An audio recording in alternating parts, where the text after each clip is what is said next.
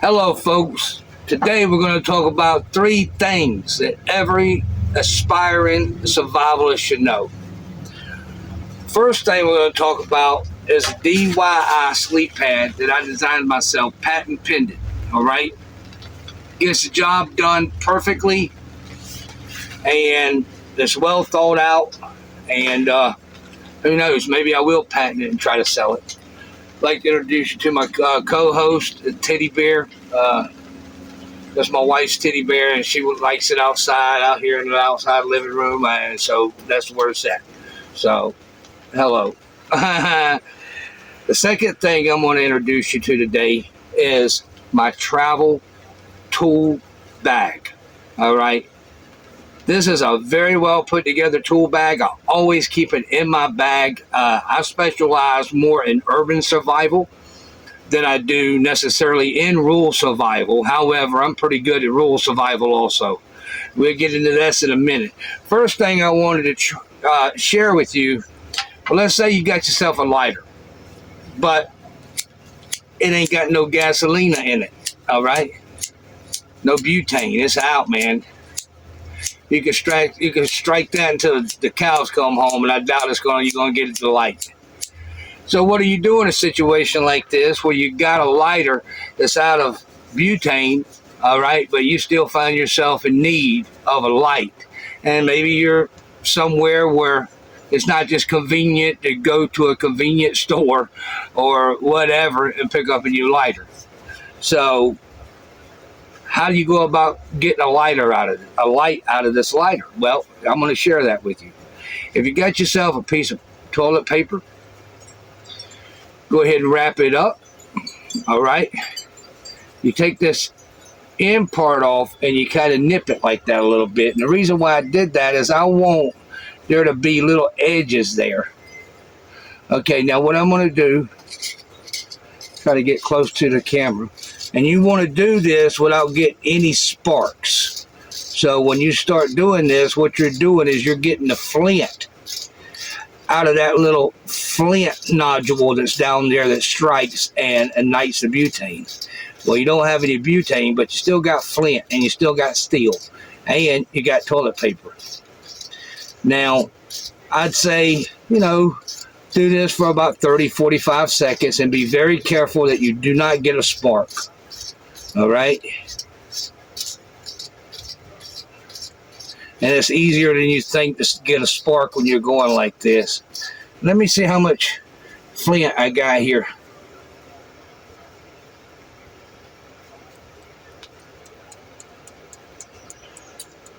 Got quite a bit. I don't know. Might be enough to get it going. I don't know if you can see the flint right there on the edge of that. And as you can see, that's dead. What I'm going to do is I'm going to come over here and hold this right next to this flint.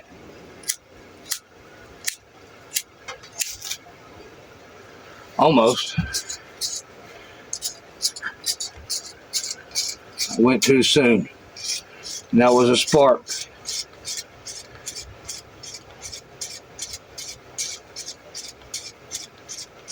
I'm going to go through the whole process with you. No cuts, no edits. So you can see exactly what I'm doing and exactly how to do it yourself. And I want to put it somewhere where it's just got a little piece of toilet paper to ignite. That's the reason why I tore it like that. So it'd be easier for the little, when you tear a piece of paper, it's not always like real clean like a razor. It's like a little, for lack of a better word, hair fiber exposed. Let me see here. Maybe if I can get it where I want it. Now, I think that ought to light just fine. It's not lighting. Bam. Got yourself a light. What I do, man, is I take everyday items that I already have and I try to say, well, you know what? How can I make that into something? How can I make something out of nothing?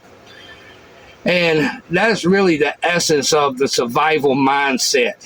It's all great and good to have all the toys and all the bags and all the money to buy all the toys, but if you're not using them pretty regular, or you're not thinking outside the box. It's easy to have everything you need to survive at your fingertips. You just don't know how to utilize it. A dead lighter to a raging campfire or whatever else you may need to light works like a charm every time. And a lot of people just throw these away. And I ain't going to say I've never thrown them away. I have. But even with a dead lighter. So the second thing I wanted to show you today, right, is kind of actually it's a total invention of mine to the best of my knowledge, belief, and understanding. What I did, right, because I got tired, all right, of carrying bedroll, and I've carried all kind of bedrolls. I mean, the accordion bedrolls, the roll-up bedrolls, the thin yoga mats. The list goes on and on and on. And what I found, no matter what kind of bedroll I carried, it was always cumbersome, hard to pack, either not too narrow or whatever, So my need for a bedroll is to actually keep me off the dirt, all right? That is my number one requirement out of a bedroll that I'm going to have in my bag. Comfort is a distant second. Comfort plays a part, but the primary goal of my bedroll is, one, to keep me off the ground and any necessary insulation that it could potentially provide, especially in a colder climate. So those are my two requirements. So after much DIY experimenting, I come up with something, right? And it's super cool, right? What it is actually is a sunscreen for a truck. And I put two of them together. See how wide it is? Plenty wide enough to sleep on when you fold it out. 6+ feet. I'm about 6 foot, give or take a micro inch or whatever. And this is 6 feet 5 inches, so it's plenty long enough for me. On one side, you can see it's like Mylar. All right, so in the winter months, I could put it on the ground, maybe put some cardboard under it if I could come across some. Sleep on this is going to keep me off the dirt, and it's going to reflect my heat back at me. All right, and in the warmer months, I can flip it over and sleep on the black side. I painted black just for that reason, so I can flip and flop it. Another really great thing about it, it's super lightweight, and even yet another great thing about it is it folds up, and not only can you fold it up, but you can literally just fold it up real good and then double it up like this. Put it on the inside of your bag so people don't even know you got quote unquote a bug out bag on, man, or urban survival bag on. Your business is your business unless you let everybody else know it. Then it's everybody's business who knows it. But see, I can clap this.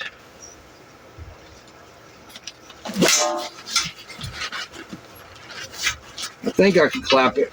Actually, I know I can clap it. I did it before. It's giving me a hard time because I'm on video right now. They say inanimate objects ain't got a brain of their own. I ain't always so sure, but that fits perfectly in your bag. If it's got a little dirt on it, you can put it inside a black trash bag. Put it in your bag. Nobody even knows you, because see, that's one of the telltale signs that you're out and about. You're in a survival situation, or you're trying to be more of a gray man. If I see you with a bag, that's not a giveaway that you're out scouting or you're in a survival state of mind or you're out doing whatever you're doing. But if I see a sleep pad on the outside of your bag, it's kind of a giveaway that you're sleeping outside. You got a bag with a sleep pad on the back of it. It's kind of obvious.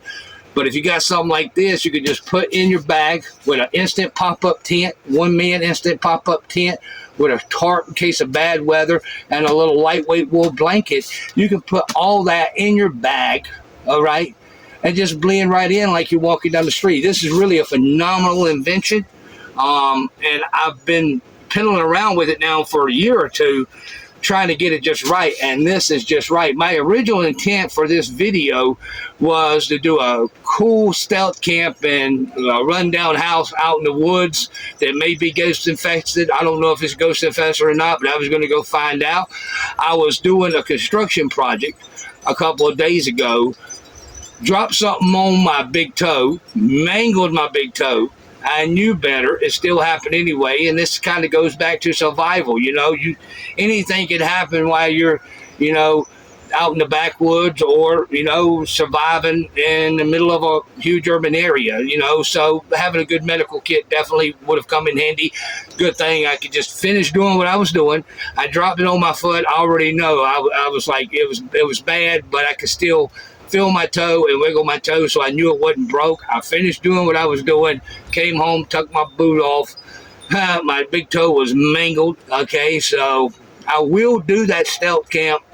It might take me another video or two to put it into motion. My old big toe's got to heal up a little bit, but that's what you know the story with that. But this right here, man, is just bad to the bone, man. It does everything you need a sleep pad to do and nothing you don't need a sleep pad to do. And you just fold it up, put it in your bag, man, and just keep pushing. Super lightweight. I mean, it might weigh maybe 3 or 4 ounces. All right? Much better than one of them big, even an accordion pad, man. Because most times than not, you know, you still got it on the outside of your bag. This right here folds out. Easy for me to sleep on. Mylar on one side, cool on the other. Weighs next to nothing. Put it right in your bag and keep pushing. Yeah, I feel really good about that, and I'm really happy I could share that with you. That is what this channel is about. Is giving back to the community, you know, and doing it from a DIY point of view. You know, I have a lot of things around my house that has multi-purposes. It has the main purpose it was designed for, and then you could use it for a whole lot of different things, you know. In fact, those stairs that I was building, I built them out of Coca-Cola pallets, you know, the hard plastic Coca-Cola pallets. They didn't cost me anything. I got them for free, and everything else I had around my house, you know what I mean? And they work perfectly. But you know, I'm always thinking outside the box. How could I do more with less? How can I utilize this product? Oh, I can use it for that and that. You know what I mean? And that brings me to my next little invention. This is my toolkit, all right? And everything that you really need in your bug out bag or your urban survival bag is in this toolkit, and my expert opinion from someone who urban survived and in the urban survival game for 30 years plus. You know, this is something that if you got this in your backpack, anything you find yourself up against, you can either go around it, over, or if absolutely necessary, through it. Let's get into it. It's taken me a long time to be able to put this bag together, and it's basically a micro tool bag. All right, now you may have an idea of all kind of things that you may or may not need if you're out, you know, in a survival situation, or you're camping, or you're doing a survival challenge, which is something I also intend to introduce on this channel in about another month and a half, 2 months, but we'll get to that as the channel unfolds. First thing I got is a pair of lightweight gloves. All right, there's a number of reasons for that. One, I don't want to leave any identifying marks. 2, protect your hands. All right, lightweight. Second thing I got is a good hard pair of wire cutters. Not just wire cutters that may be on a multi-tool, even though that's something, and I also have a multi-tool in here, but I'll get to that in a minute. But a good pair of wire cutters that if push comes to shove and you can't go around the fenced area and you need to go through it, I feel more comfortable having a pair of wire cutters with me. Okay, they don't need to be bolt cutters, but a good solid pair of wire cutters really going to make a huge difference. I always keep zip ties in my bag. All right.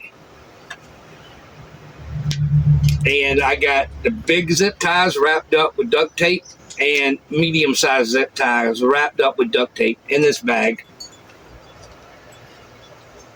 Another thing I got is in this little container, I carry contact cement. You just don't never know.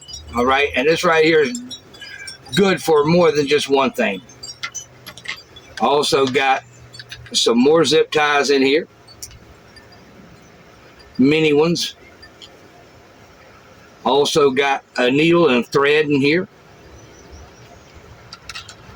Also got good hard duct tape in here. Got a pair of tweezers in here.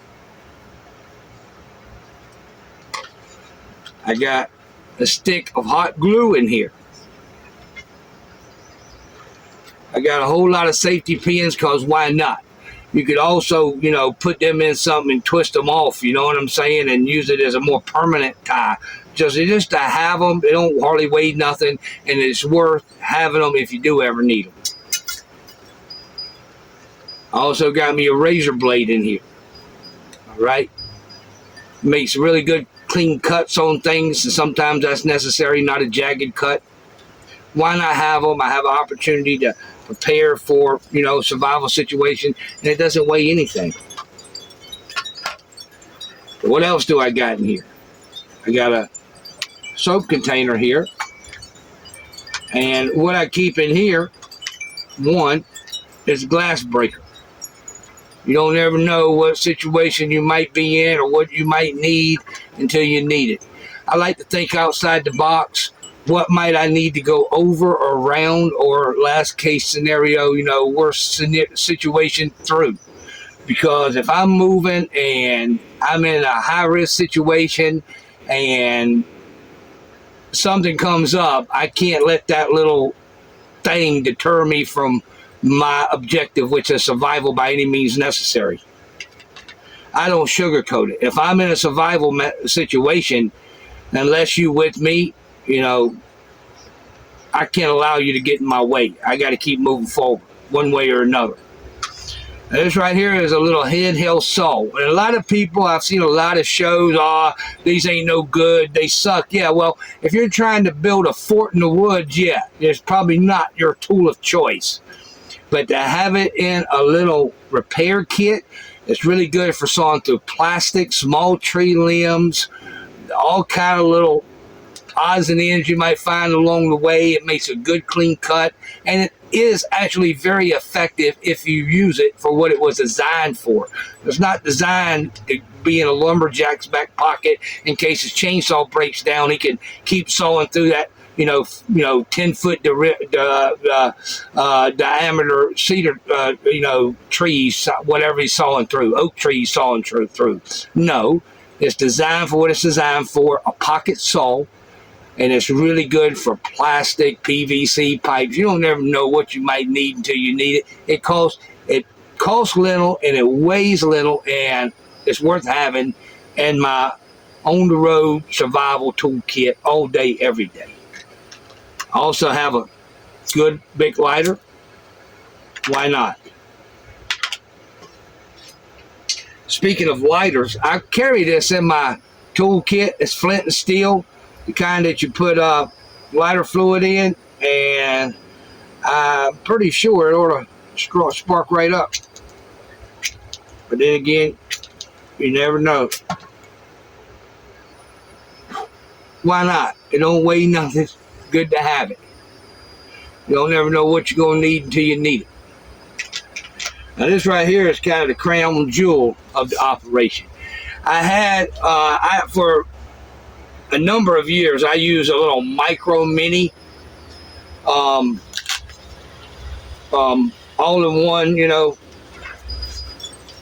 multi-tool. And then my wife got me this, right? Now this, I just love this multi-tool, right? I don't give brand names because I don't hawk things on this channel. But it's not one of the, $70 ones. It's more like one of the $10, $12 ones. Has everything I need on it. Solid as a rock. Also, it has some hidden features, right? So you got the blade, you got a saw, you can a can opener, a paint can opener, whatever you might use that for. A lot of these things are interchangeable. Got a nice blade on it. Got a nice, I'd say that's a puncher, for doing leather work. If you need to punch a hole in a belt or something like that. Good can opener for paint cans or any kind of can you might need to open. I got a little over here. I don't know if you can see it, but it's got like a little measuring rod on it, like a couple of inches, and a little file on that side. But there's something else about this that I just wanted to share with you. It's got a small blade here on it. You got a can opener and a bottle opener, all right, which probably come in pretty handy if you're out on the road. And it also has a saw. Now, one of the hidden jewels and the reason why I ended up getting this one, right, instead of some of the other ones that I could have got, it has something that really caught my attention. It had these little attachments that come with it, and these are all the major screwdrivers that you're going to encounter on any day basis. You got your Phillips, you got your flat, you got your octagons, all the way down to real small sizes. And this right here can also double as a key to turn water faucets on that don't have the spigot, the little spigot. This right here doubles as a key. And it also has 3 sizes of each Phillips, flat, and octagon security screws on it. All right, and that right there just opens up a whole nother avenue of what you might need to go around, over, or through something.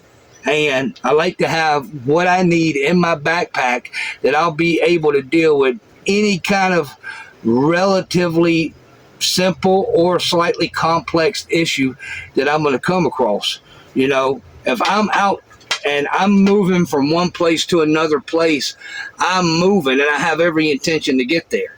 First of all, I'm going to try to avoid detection and stay out of the way, or just blend in and walk down the street. If I can't go around it, I'll try to go over it. My last resort is always to go through something because that attracts attention, and I'm not trying to attract attention, but when I'm out in a survival type of situation, especially for years and years, I was really lived a hardcore urban survivalist lifestyle for years and years. So a lot of the things that I show you are things that you would actually want to have with you. And I want to move as lightweight as possible. However, I'm willing to carry another pound or two if I can look at something and say, well, you know what? I might not need that on a daily basis, but if I do need it and I do not have it, I'm up the old Caca Creek without a paddle, you know what I mean? And I have no intentions of being up Caca Creek without a paddle if I can help it. Something else I keep in here is a little light. So if it's nighttime and I need to work on something, go through something or whatever I got going on, I can put a light, hold it, put a little rubber band on to keep the light going, see what I'm working on while I'm working on it. I got a headlamp, but sometimes that could be too much light if you're operating in a dark or a semi-dark environment. Again, I don't want to do anything that's going to draw attention to myself. And we're just getting started on this show, right? We're just getting going. And, you know, I can't share everything I know with you in survival in a 30-minute clip. So it's the type of thing you got to subscribe to, you got to like, and, you know, you got to keep coming back to. And I have no intentions of wasting your time, you know. This right here is a real survival program where we also tell prison stories and other type of stories. For you guys who don't know, I did about 25 years in prison, about 14 years in New York State, and about 10 years in the feds. And I could talk about all that kind of stuff, but honestly, I kind of, you know, like for Wes Watson and all this type of stuff, to me, it's just silly, man, you know, and I have no desire to cover it. I'm much more into survival and urban survival, and I'd rather talk about those type of things. You know, hit me up in the comment, let me know what you'd like to hear about, and I'll take it under consideration. I'll definitely you know, maybe do a show about it.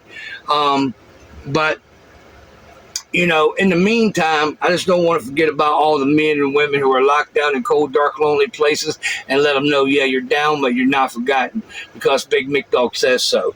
And hey, all you guys out there who are just guzzling beer and watching sports all day long, you know what I mean? That right there is going to idle you, man. You're probably hungover when it's, you know, time to take care of business. What you do is you train hard all day, you go hard all day, and at nighttime around the campfire, make yourself a cup of coffee and light up a doobie, you know what I mean? Wake up the next morning fresh, ready to roll, ready to kick some ass, you know what I mean?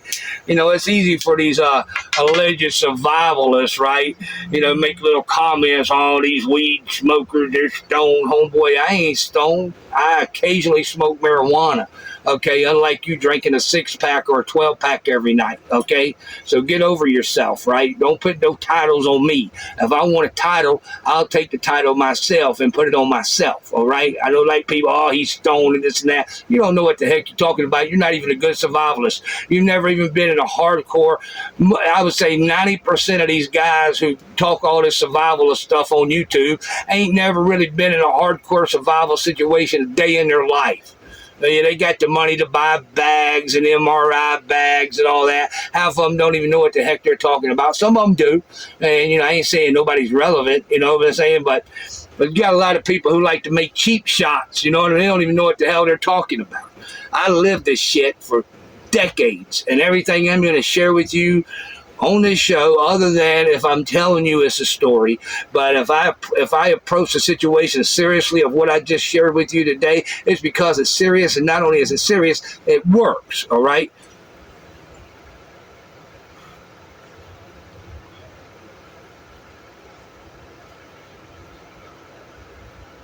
I got to finish planting my garden. What kind of seeds you got me here? I got me some bell peppers, got 2 of them. I got me some jalapeno mild. I got some mint I put in. Oh yeah, I fixed to get busy as soon as this right here, this video goes off. All right, got me some cucumbers. Oh yeah, big ones and small ones. I got all kind of varieties of tomatoes, squash. Oh yeah, I gotta go plant these. But yo, don't forget to like and subscribe. And that's another thing, man. You know what? It kind of ticks me off, man, when people watch my videos, they like the content, and they just can't pick the remote up and hit like and subscribe. It's kind of a lame thing to do, man. I don't mind bringing you these videos. I really do it because I enjoy it, and I want to create a community. But, you know, show some love back, man. Do the right thing. Pick the remote up and hit the like and subscribe button. It ain't going to cost you nothing. It sure will help the channel, man. I really appreciate it. There you are.